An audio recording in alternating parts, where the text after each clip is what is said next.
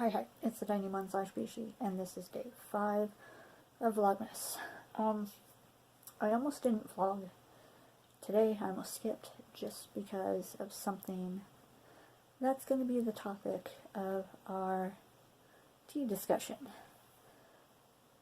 Whew, I'm already tired. But first, let's see what tea is for today. I think 5 was, oh, there it is, stare me in the face. 5.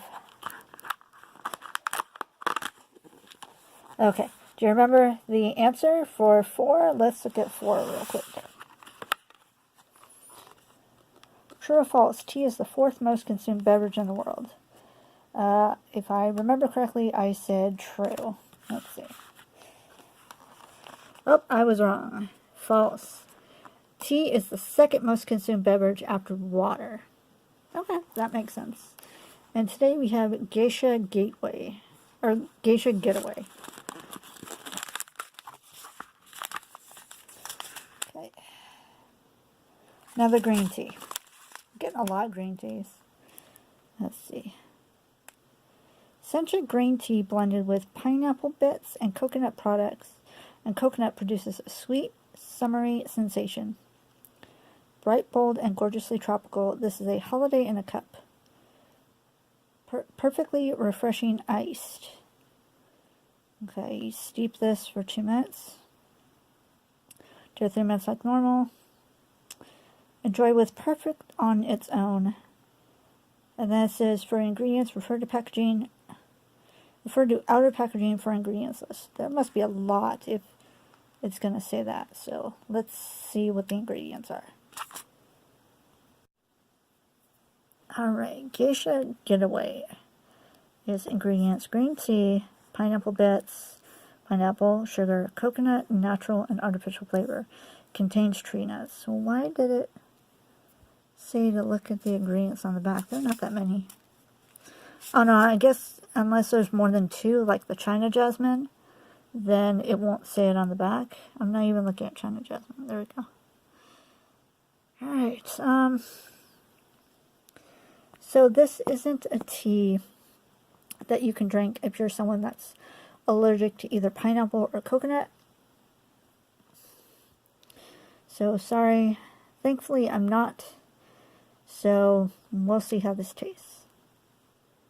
And we'll also see what cup I choose for today.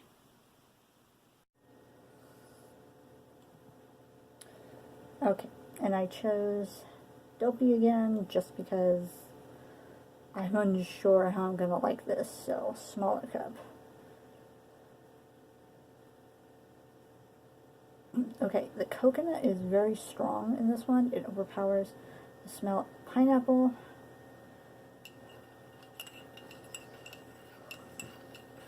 Don't know about this.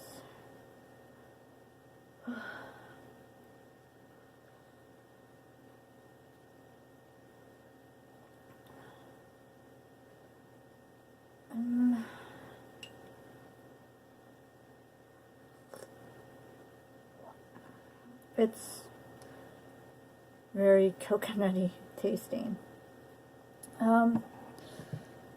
It's okay. Oh, I'm supposed to be holding this. It's okay. I wouldn't get it again if I had to buy it on my own.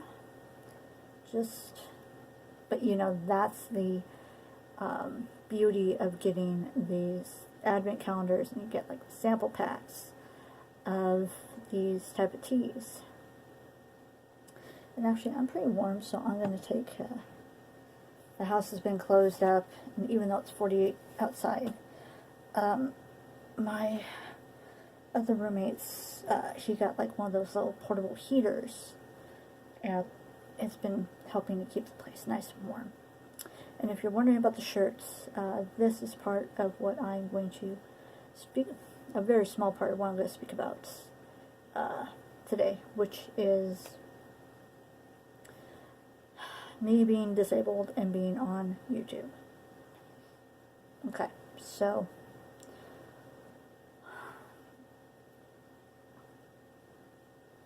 I don't know where to begin. I know I've talked about my disabilities before, And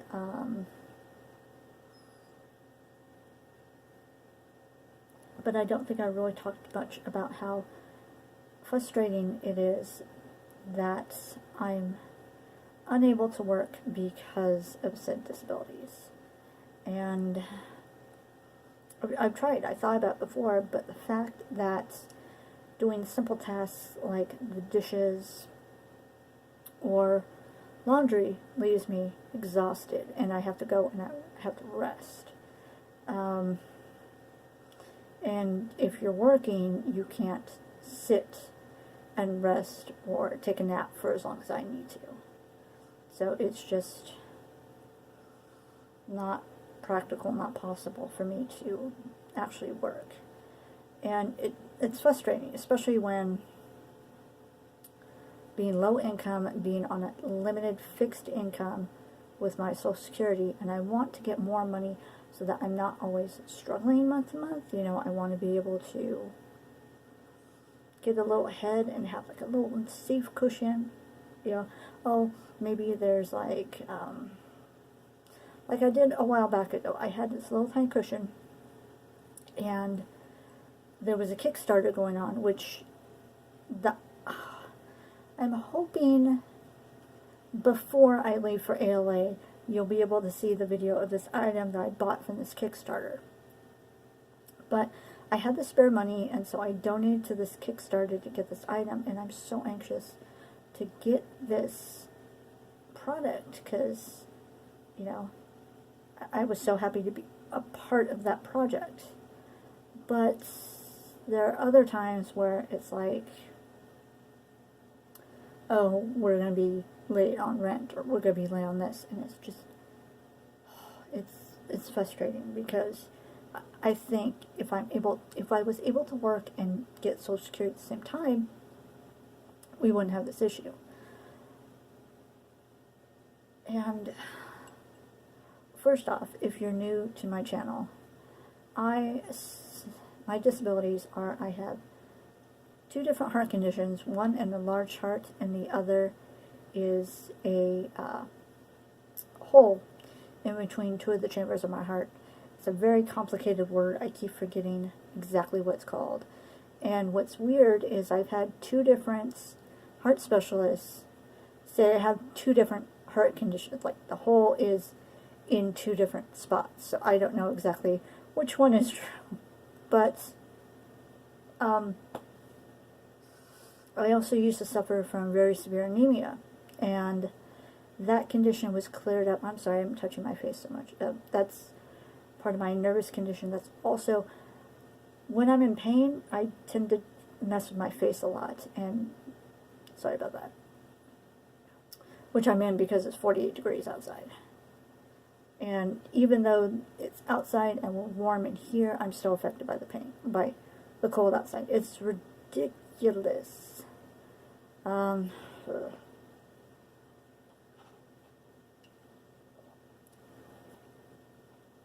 was I saying? Oh, I also had a severe anemia condition that was brought, you know, like, my anemia was taken care of through a series of in-fed treatments where I got my blood stabilized to the point, because basically what would happen, the red blood cells would go to the hole in my heart and they would get shredded. And because I was severely anemic, my hemoglobin levels were 6. And they want to do blood transfusions at 8. So, yeah. So I had to get the levels up so that even though my red blood cells had a limited lifespan, I would not be as sick as before. And it took, I think, like about a year or so of in-fed treatments, and I've also been getting a series of shots that have helped. In fact, I have a shot appointment coming up on Thursday, and they've helped so much with getting my hemoglobin levels and my blood back to normal range so that I can have more energy and have a more have more of a life, pretty much. But then I have to deal with stuff like chronic pain, chronic fatigue. I have arthritis, and a lot of times the arthritis, it likes to affect my lower back, my knees, mainly my right knee, and my fingers. And my fingers and my hands, but mainly my fingers. Excuse me. And it gets so hard at times. Like last night, I had trouble sleeping because I was so cold. And I was just too cold to be able to get to sleep. And it wasn't until the sun started coming up that it started getting warm enough that I finally was able to curl up and go to sleep. And then, of course, my kitty that's back there, she curled up on my feet to help keep my feet warm, which additionally helped me get some rest. I have tried to work in the past, and one of the places that I did work was this place, Regional Repair Center, and it was nice. I worked in the office. I had some really nice coworkers in the office, and it wasn't bad. It was just a commute.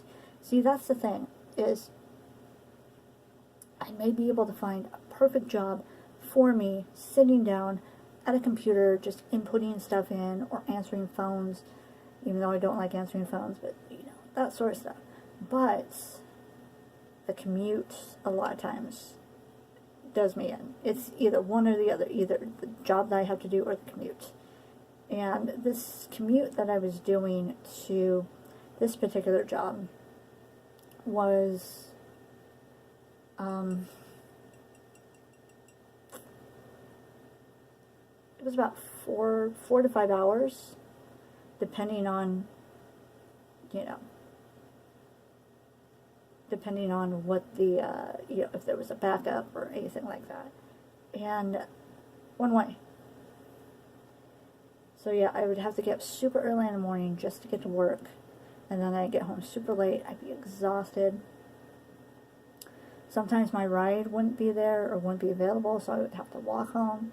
And this is back when my health was like a lot poorer than it was now. So I would exhaust myself even more going home, and it was just a mess. And I hate when that happens. And I truly believe that all the times of being forced to work and my family not believing that I'm really sick because my disabilities and my illnesses were invisible, what they call invisible. You can't see them. And it wasn't until they actually started getting older and getting sick with their own invisible disabilities that they realized I wasn't lying this whole time. And so now I get a pass when it comes to not working. I'm not called lazy. I'm not put down for it, anything like that. And I do try and do stuff around the house to make up for it. Like I do the dishes every couple of days. I take out the trash. I take care of the cats, either food, litter box, that sort of thing. But it takes a toll still. Even those little tiny menial tasks take a toll, and it gets so hard. Like I said, it was a hard, I had a hard time trying to get to sleep last night. And I was just in so much pain. And then even then, I woke up after a few hours of sleep, checked social media for a little bit, and then I had to go lay back down. And then I was in so much pain waking up that it was hard for me to wake back up again. Because that's the weird thing. That's the other thing. I also, along with chronic pain, part of my chronic pain is having fibromyalgia. And what's weird about fibro is because, here's the thing, I don't really know when it's a fibro flare or a flare from the cold. Now with fibro, what I found out, if you move around, even if it hurts so much, it helps. It helps a lot more to, at least for me. It helps to alleviate some of the pain. The pain's not going to completely go away. That's not going to happen. But at least it goes away enough for me to function. It still says, hey, I'm here, but I can still function. And do what I need to do, and then go and rest. But it sucks living day to day like that.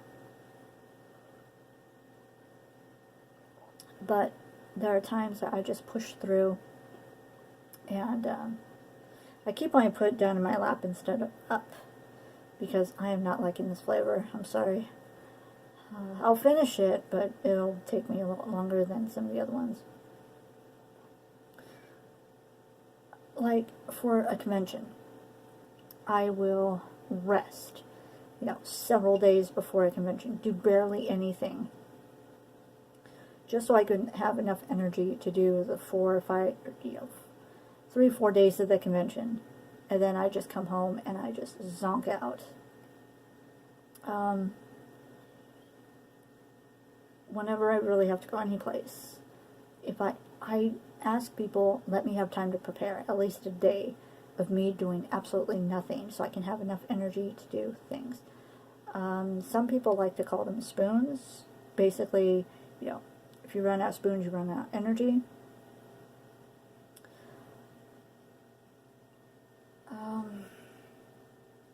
That's the other thing. When you're in a lot of pain, brain fog likes to kick in, and so you forget words, you forget phrases, you forget stuff that you want to talk about and mention.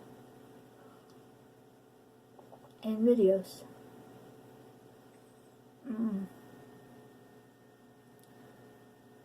But yeah, sometimes pushing through the pain is worth it, but then it's like, you're gonna have to think, is this worth exhausting myself to the point where I'm gonna be hurting next 2 or 3 days? Sometimes it is, and sometimes we kind of feel like we have to for the sake of hanging out with friends, especially friends we haven't seen in a long time, and then other times it's just, and I don't know why I have my headphones in. I just noticed that. Sometimes it's just not worth it and we have to cancel, and then we feel bad. But that's where, you kind of have to hope that you have friends that understand, hey, not feeling good, can't do this. And they're like, okay. So we reschedule for something else. But yeah, if you have any questions about invisible disabilities, how I deal with things, if I didn't explain it enough, I just feel like kind of like prattled. But yeah, just go ahead, ask in the comments below. And I'm going to end this video here. Anyways, that's all for now. Thank you for watching. Stay safe, stay happy. See, my voice is starting to go. That's the other thing. When it gets too cold, it kind of activates my asthma.